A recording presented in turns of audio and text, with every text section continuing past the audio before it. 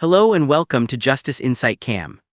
Experience unscripted police encounters exactly as they unfold on body cameras. We go further than the raw video to uncover the legal facts and educational moments of each incident. Let's analyze justice in action. Children are not estate planning tools. This petition is denied. Thank you, Your Honor. That's not what this was. I've heard enough.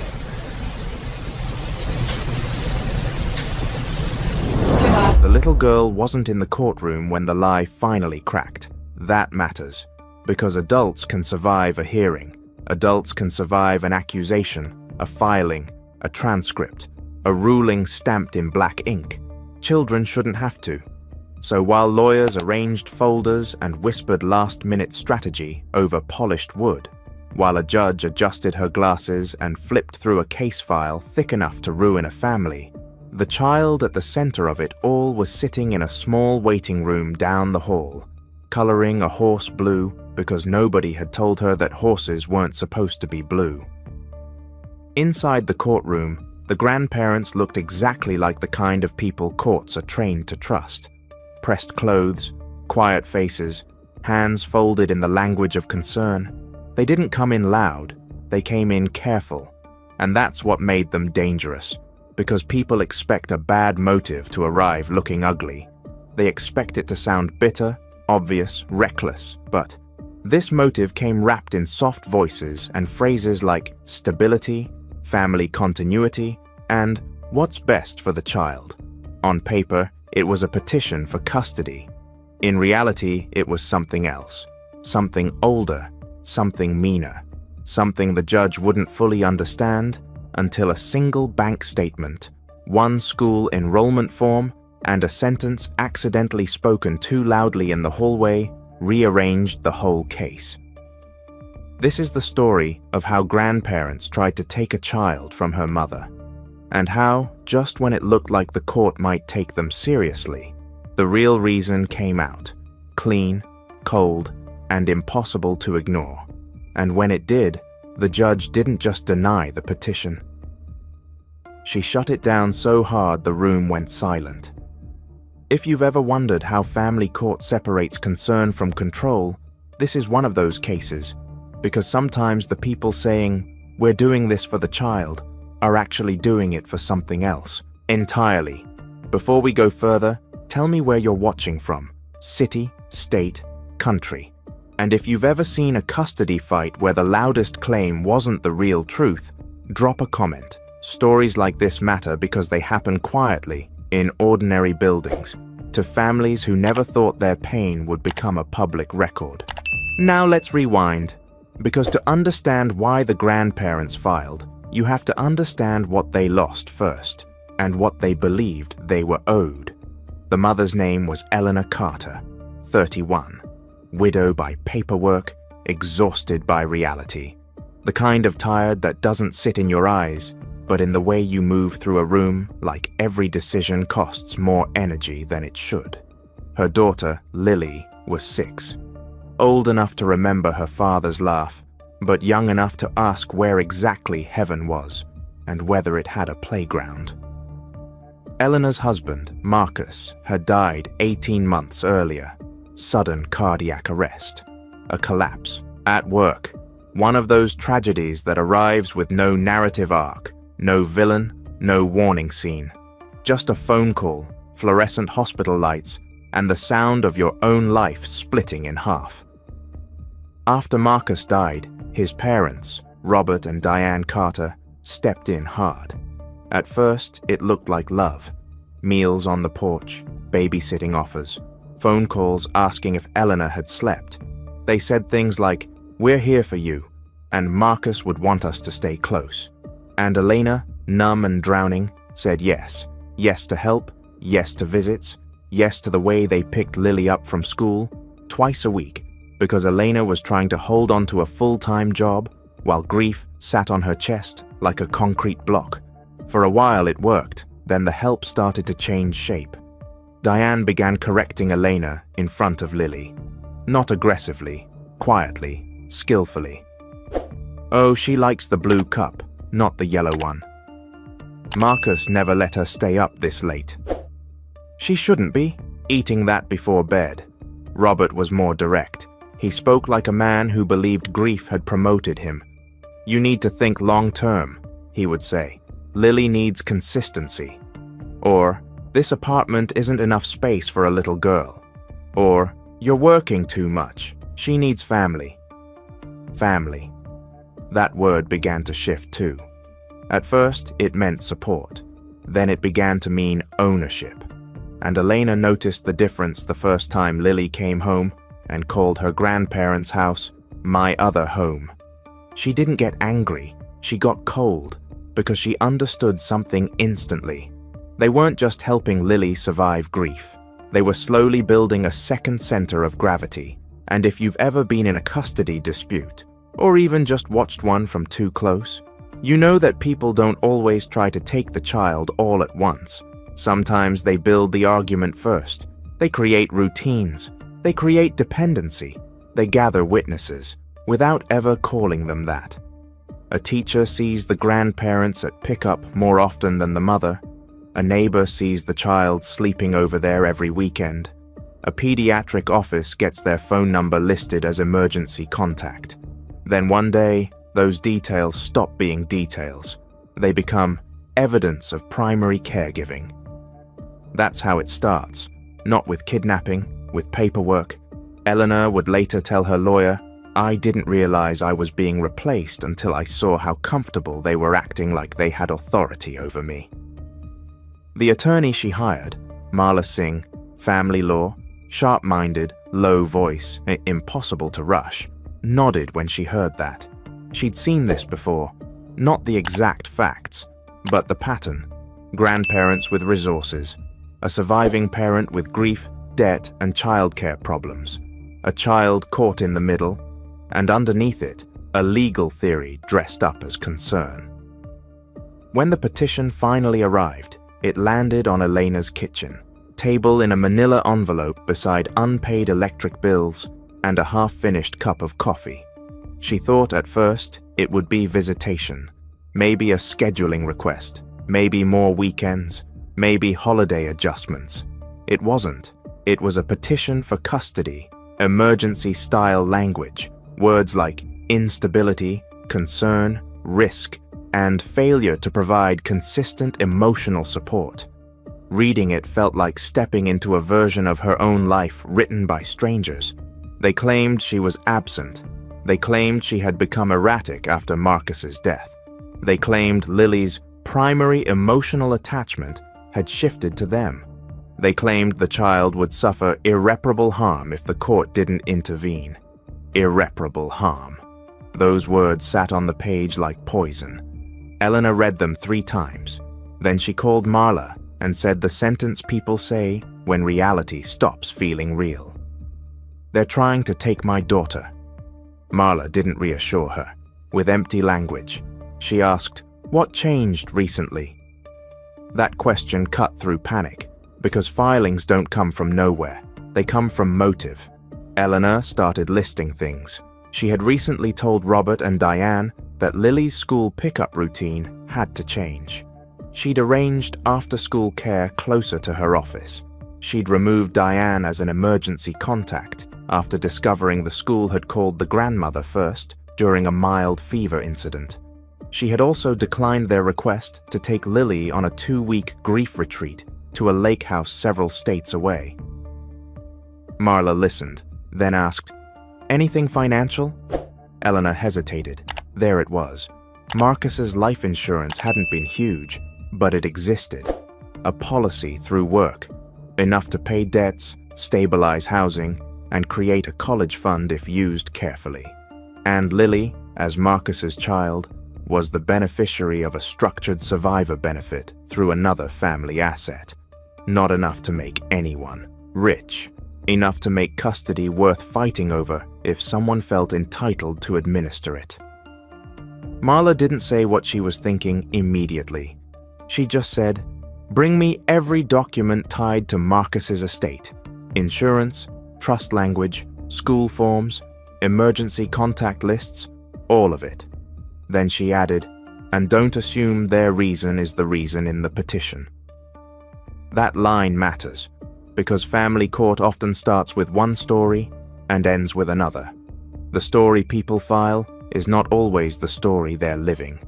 The first hearing was set quickly, not a full trial, just a temporary custody hearing to determine whether the grandparents had enough evidence to justify expanded control while the case proceeded. This is where people misunderstand the system. Temporary hearings can change everything. Even short-term shifts create momentum.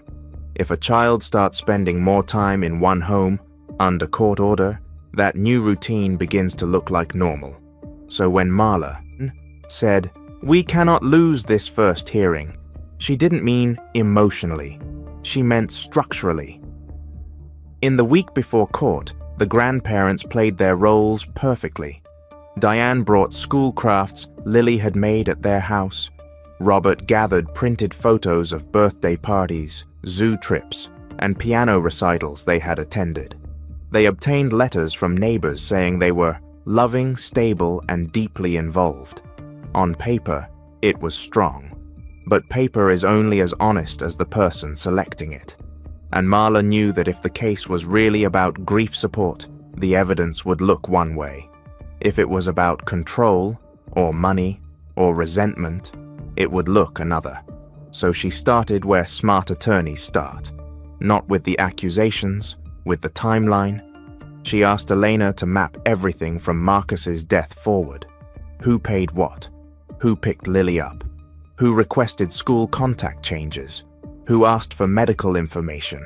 Who brought up the estate? Who mentioned the life insurance? Patterns emerged. The first time Diane asked about the survivor account, it was framed as practical help. "You don't want to mess up the paperwork, sweetheart. Robert can handle that." The second time, it sounded more pointed. "If something happened to you, we'd need to know where everything is for Lily." The third time, after Elena said no, Robert got cold. "You're making emotional decisions," he said. "That money is for her." Her, not you. That's another clue in cases like this. When people stop talking about the child as a person and start talking about what the child is connected to. Marla also subpoenaed school records, not because Eleanor was accused of poor attendance, because schools capture who shows up, who signs forms, who asks questions, and school records often tell a quieter truth than testimony. When the school documents arrived, there was something odd. Over the prior 6 months, Diane had sent a stream of emails, polite, helpful, concerned. Just checking if Lily seemed sad after being picked up by her mother. Please let me know if Lily mentions not sleeping well. Trying to support Eleanor during this difficult time, but we're seeing some instability. Instability, that word again. It kept appearing, and every time it did, Marla circled it. Then she found something stranger, a tuition inquiry, not from Elena, from Robert. He had emailed a private school on the other side of town, asking about transfer procedures for our granddaughter should custody transition. The email was dated 3 weeks before the custody petition was filed. 3 weeks. That meant the grandparents weren't reacting to a crisis, they were planning for a takeover. Marla printed the email and laid it on her desk. Then she looked at Elena and said, "This case didn't start when they filed. It started when they assumed they could win." And that assumption still might not have been enough to collapse the case. Plenty of custody petitions are strategic. That alone doesn't kill them. What killed this one was greed. The real reason came out the morning of the hearing, and it almost happened by accident. Courthouse hallways are dangerous places for people who forget walls carry sound.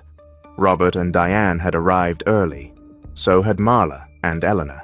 So had Lily, who waited with a court-appointed child specialist in a separate room, coloring that blue horse. Marla stood near the vending machines pretending to scroll through email while actually watching everyone. That's another thing good lawyers do. They listen before court begins.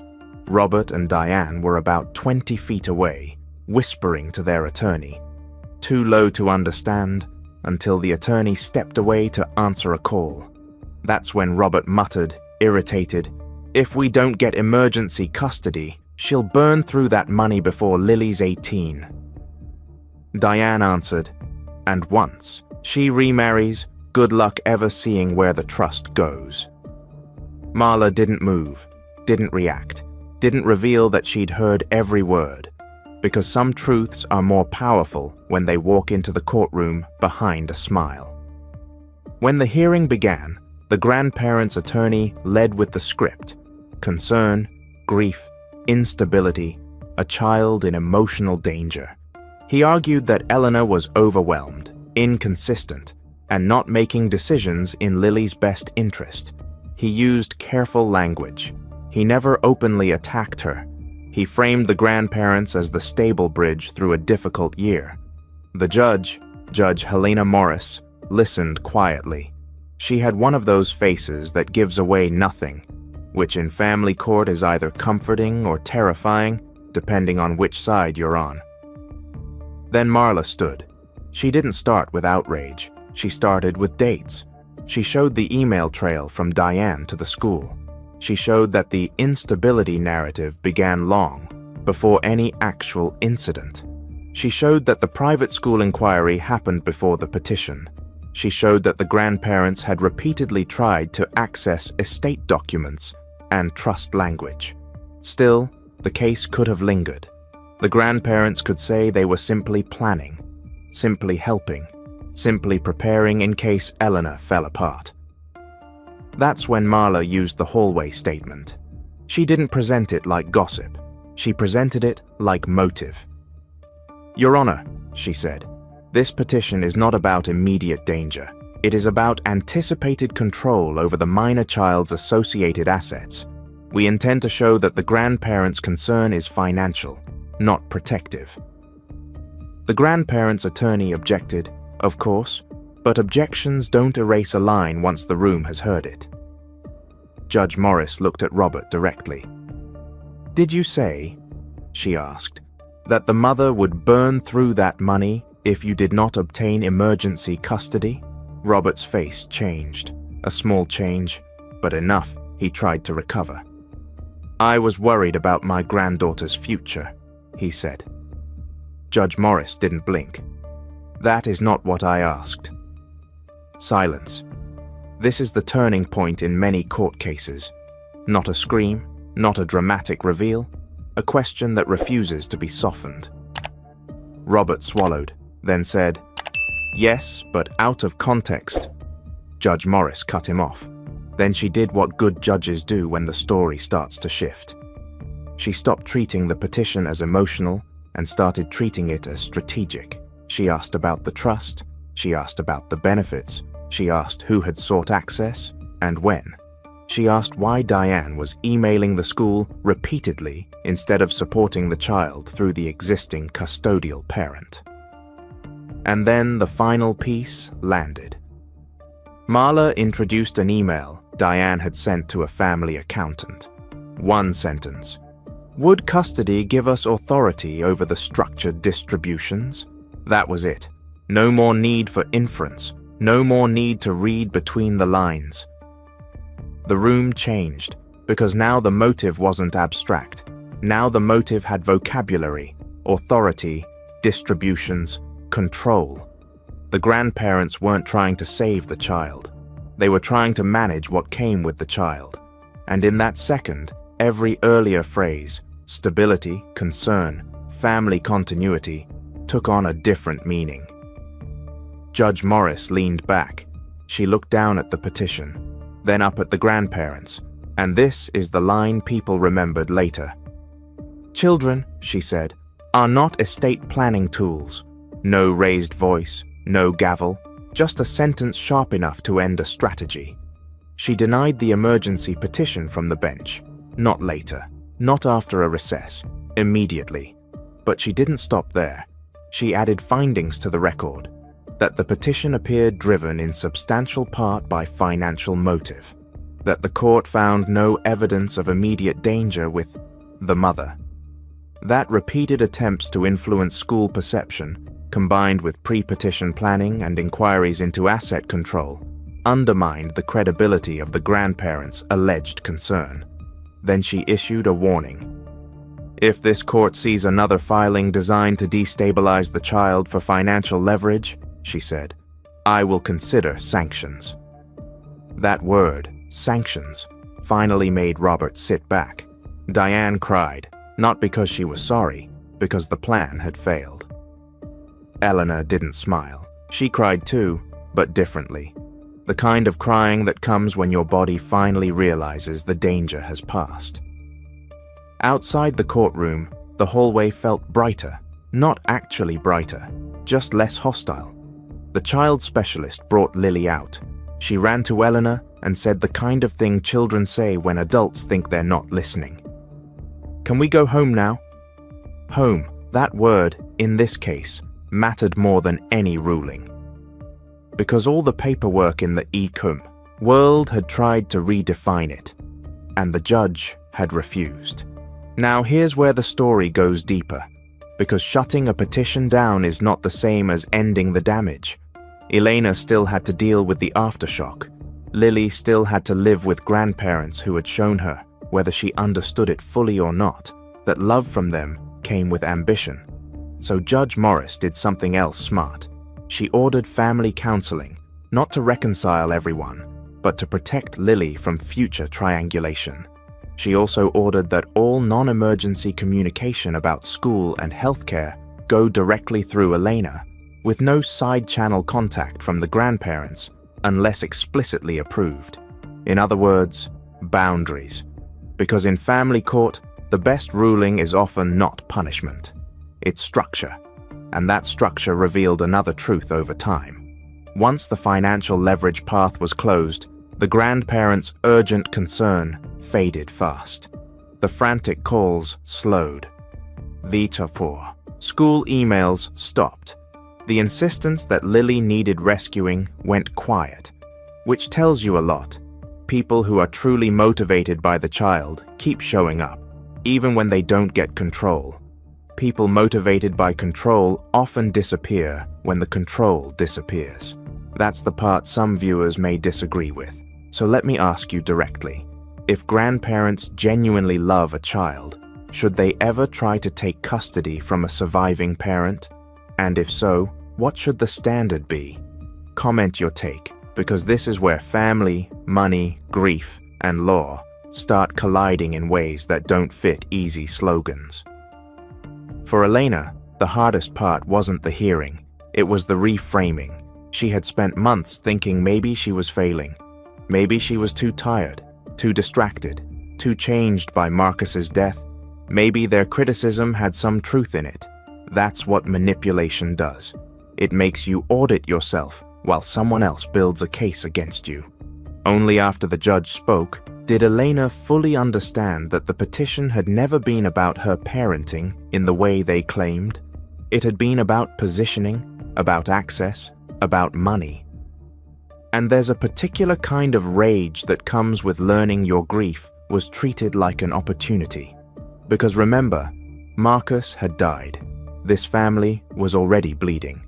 And into that wound, the grandparents had inserted legal strategy. A year later, when things had calmed enough for Elena to think clearly, she told a friend something that sums up the whole case. They didn't want Lily, she said. They wanted the part of life that came with her. That's brutal, but it's also why the judge's line hit so hard. Children are not estate planning tools.